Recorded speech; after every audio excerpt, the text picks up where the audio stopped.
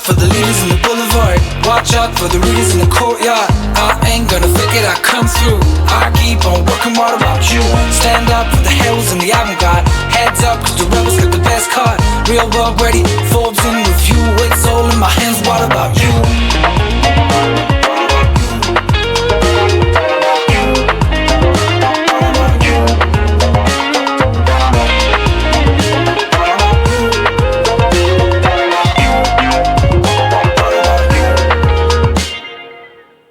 So welcome all to this episode of AI Marketing Secrets. I am Professor Patrick Lynch, AI faculty lead, also here at Hult International Business School. And I'm here with alumna Laura Marcial, the co-founder and branding strategist of NM Studio.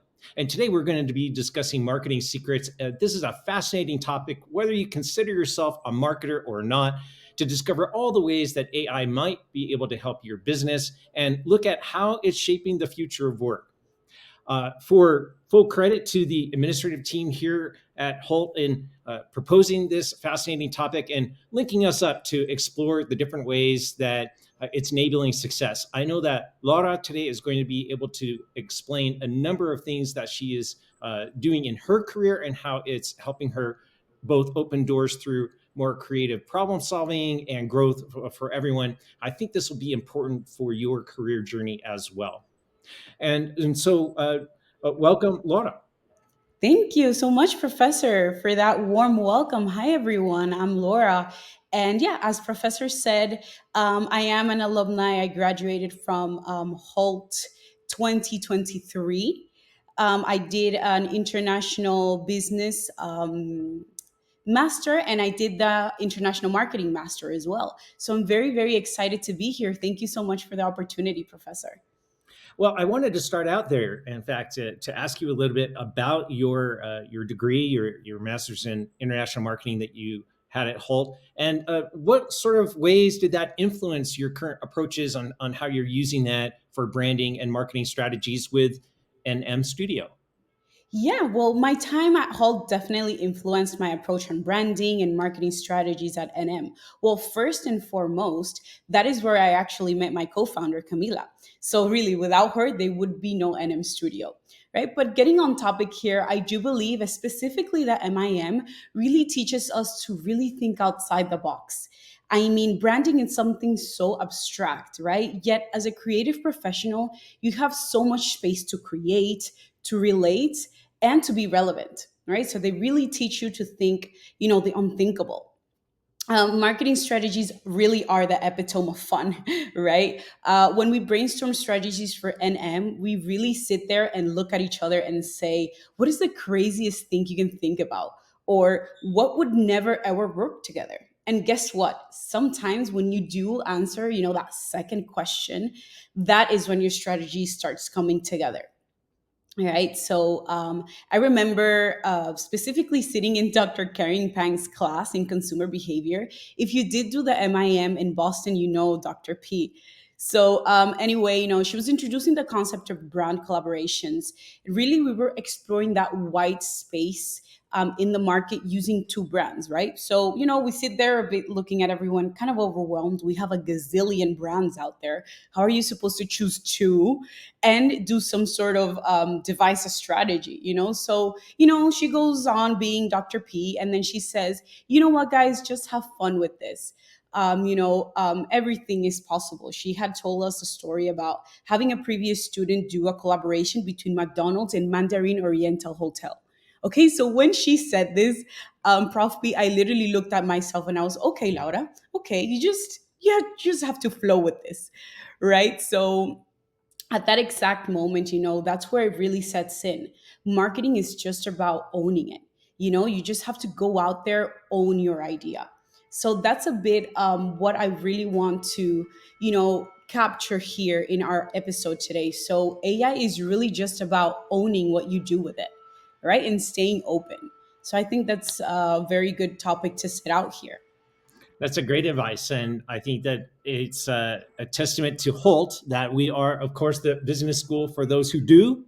Yeah. You're learning to see those pragmatic ways of applying. And Karen is famous, of course, Professor P, for establishing those kinds of foundations. So I think those are great testimonials.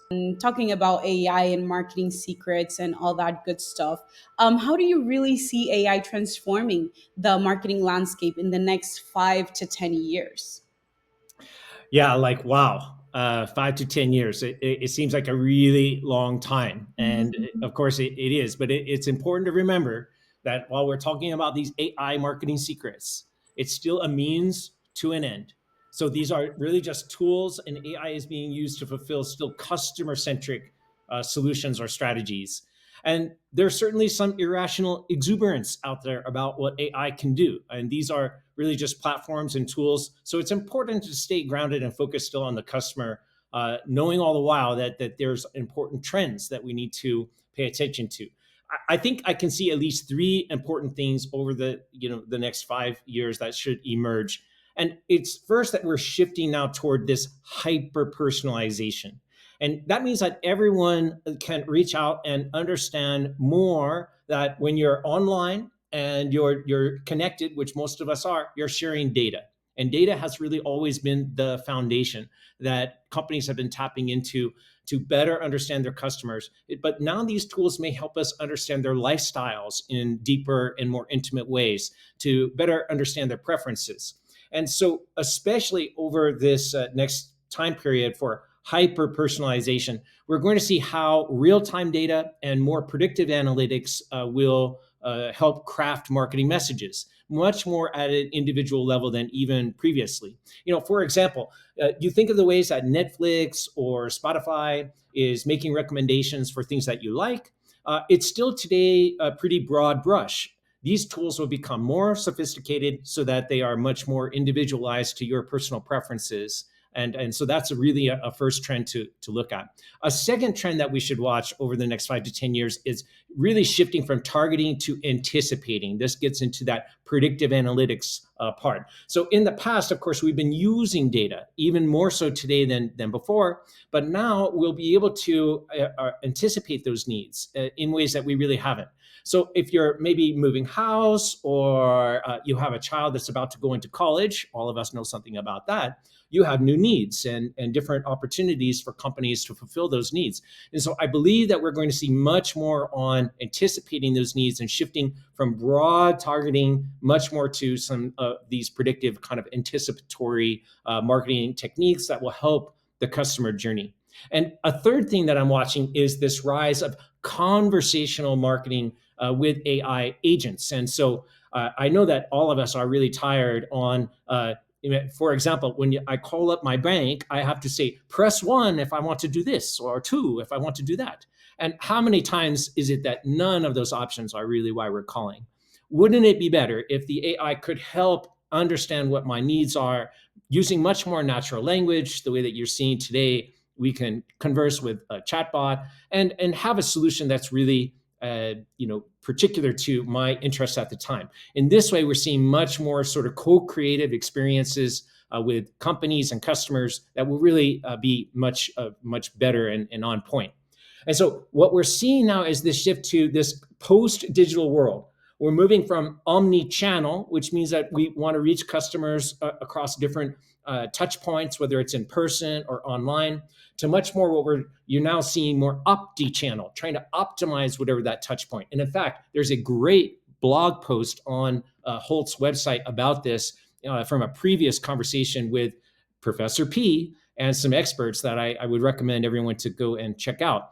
But this is really a way that we can much more personalize and meet customers' expectations. And AI is going to help us synthesize that data so that we're better at doing that. That's really an exciting time.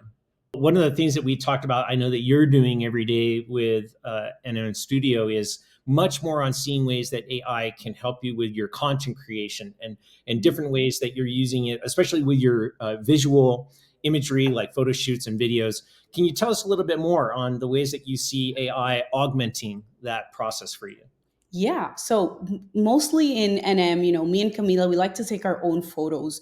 We organize and brainstorm how we're going to conduct, our photo shoots and the visual material that we need to later on, create the content with it. Therefore, the role that I see AI playing here with us specifically is how it integrates in the edition or the editing platforms that we use for our content. So we do use, Canva a lot, guilty, to, edit our content, using different filters. We use color corrections and in-text images. So how would we use a Canva's AI? Because Canva does have an AI inserted in their platform. So we typically use it to give us different versions of an image, right? This way we can create A/B testings for certain posts and videos. With these A/B testings, we can see which color combinations, which images, which placements would better aid the viewer, right? So what are their preferences in flavors? Which video hooks would work better for more likes and views? Right, because basically what our niche right now is mainly food and beverage industry, right? So we need to tap into that really emotional, really that taste like. So we do need to play around with a lot of colors, a lot of images. So that's what we use Canva's AI for, because we know what works best, for Wednesdays would not necessarily work best for Fridays, and that's where AI and the A/B testing comes in place, and that definitely, AI does help us with the infinite color combinations and image placements. It really saves us a lot of time. All right. So remember that RMO really here is organically crafted content. So that does take some time. So if we can leverage AI and use them, to give us that extra time, we're gonna take it. So it's a bit of a different approach on how AI can do it, but that's how it has worked for us so far, right? But going back to that organically crafted content, I know that is something that for now we are very clear that we're not delegating to AI just yet. So basically, we're staying in the line of, okay, I created this image for you. I want you to give me, this ice cream in this type of font, or this ice cream in this type of filter. So then it gives you those couple of options, and that's how we kind of A/B test it. But I do know, the value that AI does bring to content creation, video creation, and creative work along. I remember we were working together in the future of work and AI, and I did remember to see these beautiful video campaigns that the students would do for us, and that is absolutely astounding work. That video that we would see takes AI a couple of minutes, could take us an hour, right? So that is precious time, so I am, incredibly amazed in how AI has evolved in the last couple of years. Like, I remember that when we did get in the forefront of it, it was a couple of years ago, probably 2 years ago at much. So to see how it is as of right now, it is truly impressive. Yeah, we see developments every day. Some of them are astounding, maybe even a little scary. How sophisticated, especially the ability for these things to spin up visuals that look very realistic. But underscoring the point I'm hearing you say is it's still augmenting what your work practices are, saving you time, but it's not taking you out of the process. And I think this is an important theme we'll continue to touch on. Yes, completely, completely. Yeah. So, I wanted also to ask you, get a little bit about your opinion. In which areas of marketing does stand to benefit the most of this AI placements? Right. Well, I think we're touching on it, and I think that you gave some excellent examples already.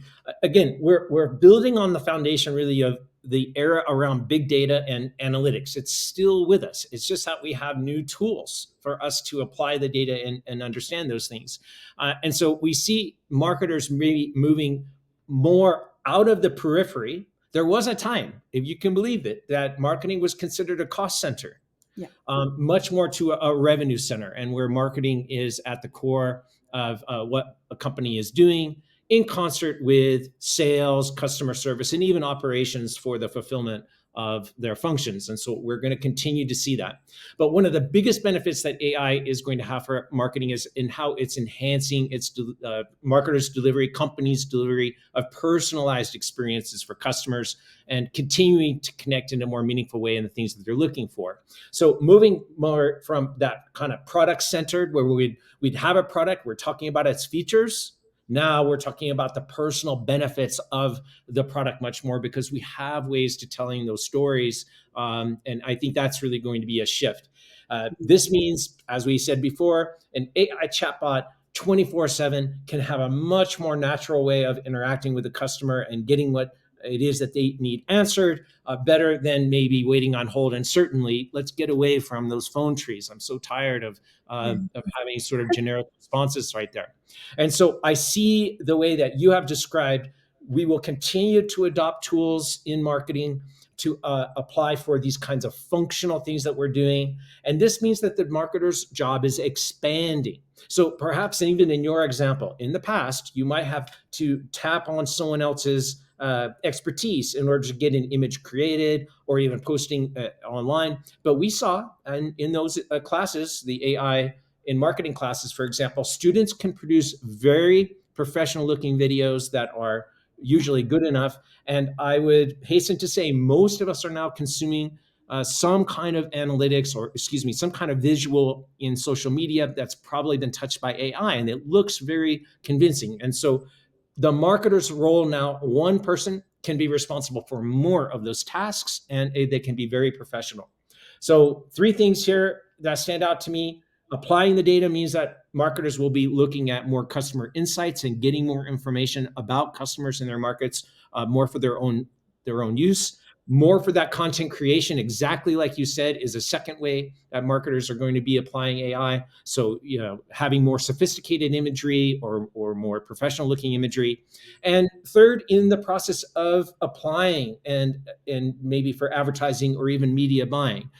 If you're using these tools today, the AI is already getting integrated into these kinds of workflows. So if you're used to, putting an ad campaign out, whether it's on social media or with Google Ads, you can see the AI is already embedded in that. And so it's going to make media buying and placing, I think, more efficient and more cost effective, because it'll be more effective for us overall.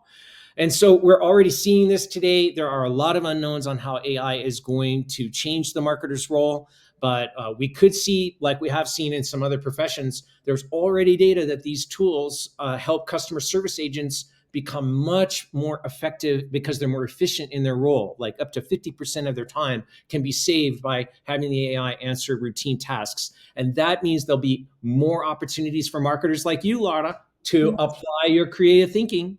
And everyone out there should look for marketers to really have a role of expansive responsibilities in their jobs, because you're really at the front line of this sort of a job renaissance.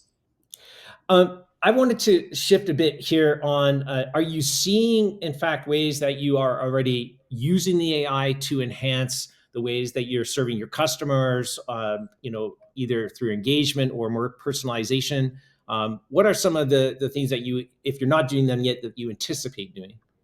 Yeah, well, what constitutes really a personalized experience, it really continues to mature. So we're really trying to navigate what this new personalization, new customer engagement really is about. So, it really depends on the level of adoption that you are in the AI tools in your tech repertoire. So, but I do believe, the best thing that we can use AI right now, at least with personalization and customer experience, would be to let AI collect that data that we were talking about earlier, and be able to aid in the creation of targeted marketing campaigns. We're anticipating, for example, the holidays. We're anticipating Thanksgiving. We're anticipating Halloween. So how are we going to use that data that we've seen before and do a targeted campaign on what these people need as of now? October 14th, what do we need as of now? So that's basically how AI can be used, for that personalization. If you live in Miami or if you live in Arizona, how are we going to do that? That marketing campaign, knowing how the audience here in Miami behaves versus Arizona. So it's just using the data that we had and sort of make a prediction in where it's going.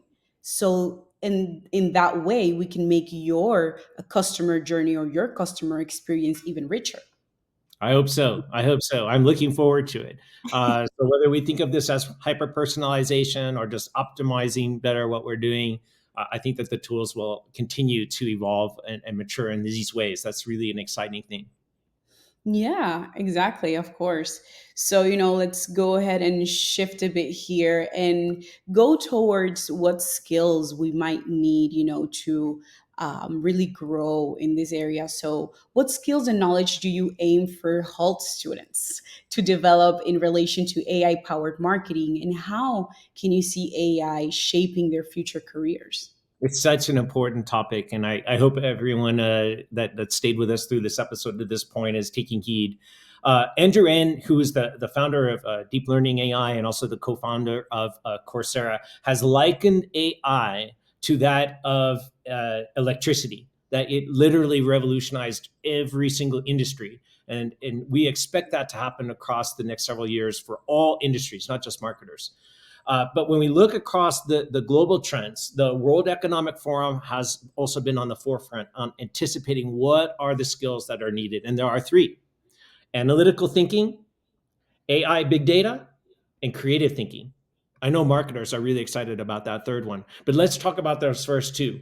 So, analytical skills are still going to be key. As you've heard us speak a number of times in this episode, data and the foundation of understanding data is still vital.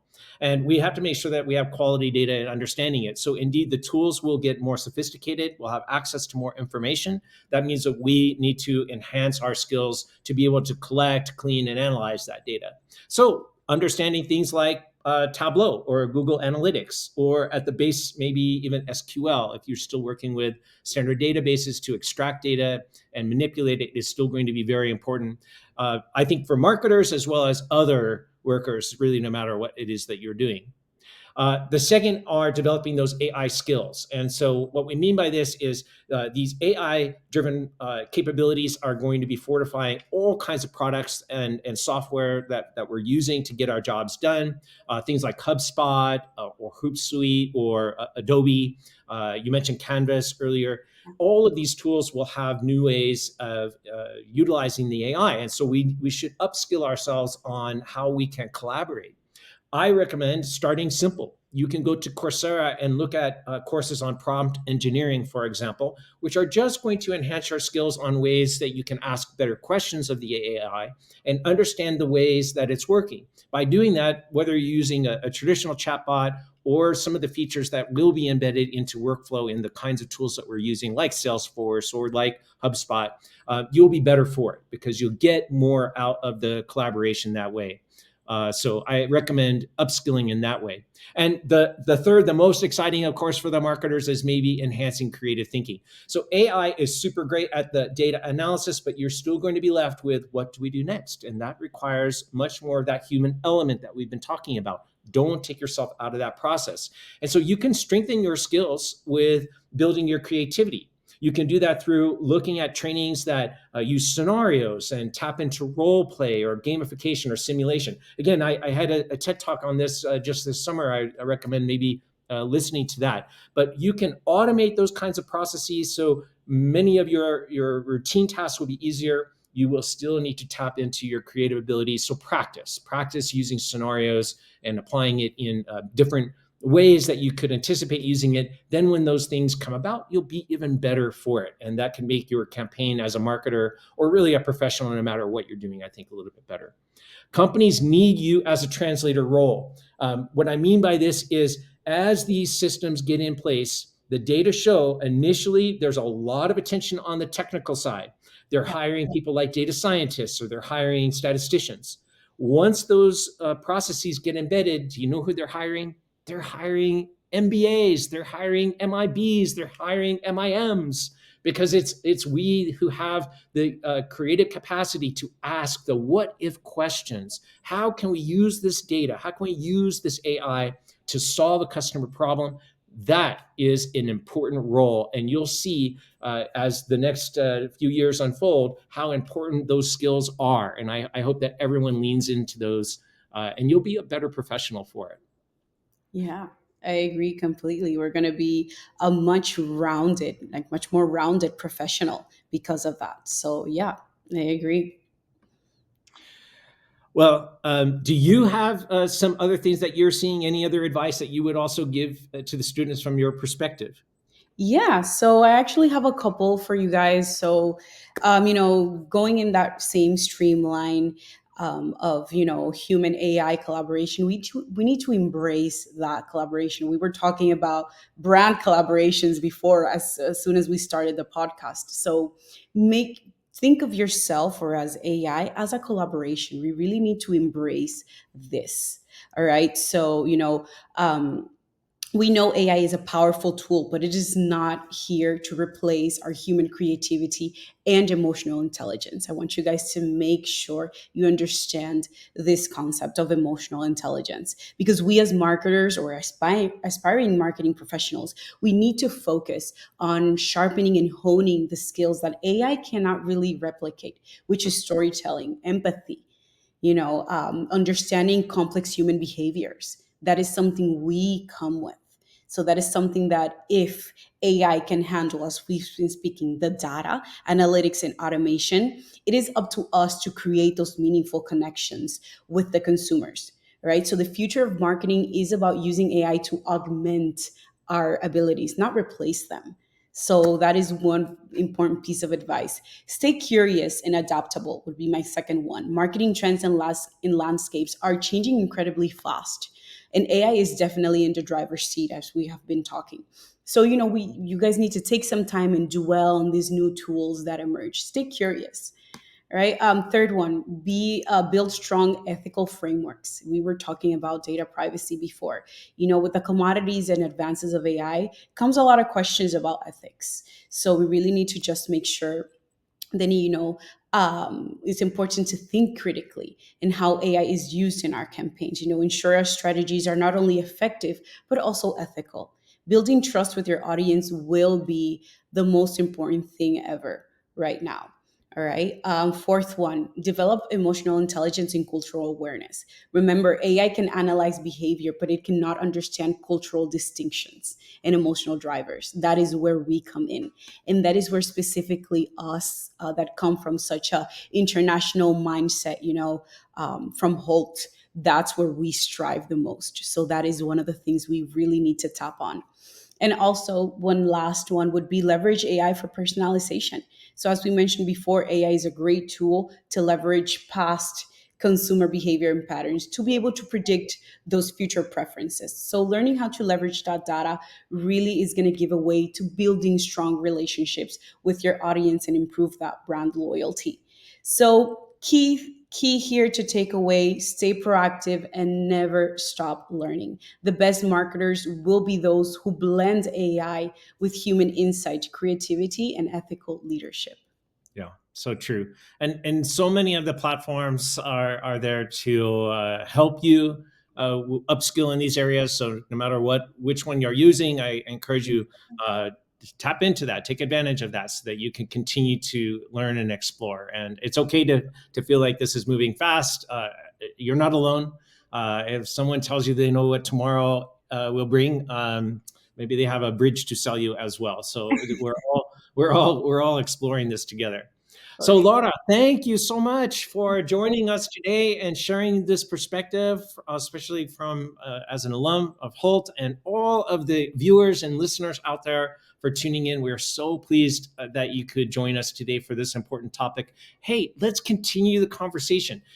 Attend this upcoming Discovery Week masterclass. It's coming up just this Thursday.